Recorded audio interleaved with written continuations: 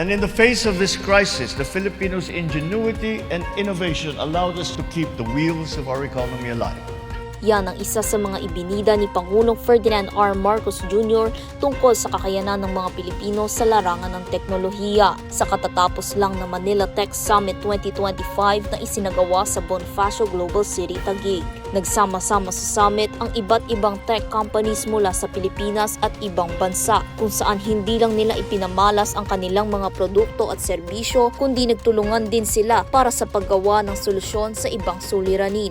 Gayon din ang pagkakaroon ng strategic investment at thinking strategies na malaki ang tulong para sa paglago ng digitalization sa globalized na lipunan. Ayon sa Pangulo, nasa 2.2 trillion pesos na ang halaga ng digital economy ng Pilipinas. Katumbas ito ng 8.5% na gross domestic product o GDP ng bansa na nagresulta sa higit 11 milyong trabaho para sa mga Pilipino. Ibinahagi rin ni Pangulong Marcos ang mga inisyatiba ng pamahalaan. Kabilang na dito ang pagpapalakas ng internet access para sa milyon-milyong Pilipino sa pamamagitan ng National Fiber Backbone. Gayon din ang Free Wi-Fi for All program at pagtatag ng E-commerce Bureau sa pamamagitan ng Anti-Financial Account Summary Scamming Act. Ang SIM Registration Act na poprotekta sa mga kababayan natin laban sa scam at fraud at mga hakbang para sa reskilling at upskilling ng mga kababayan natin gamit ang mga trabahong may kaugnayan sa artificial intelligence at iba pa. Binanggit din ng punong ehekutibo ang ginagawang hakbang ng pamahalaan kontra online gambling.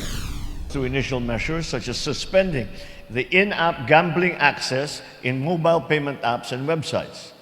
This way, we can help protect our citizens and preserve the integrity of our financial system.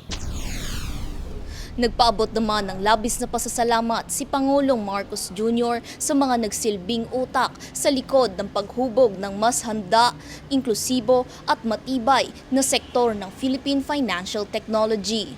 Para sa totoong balita sa Bagong Pilipinas, Faith Santiago, Congress News.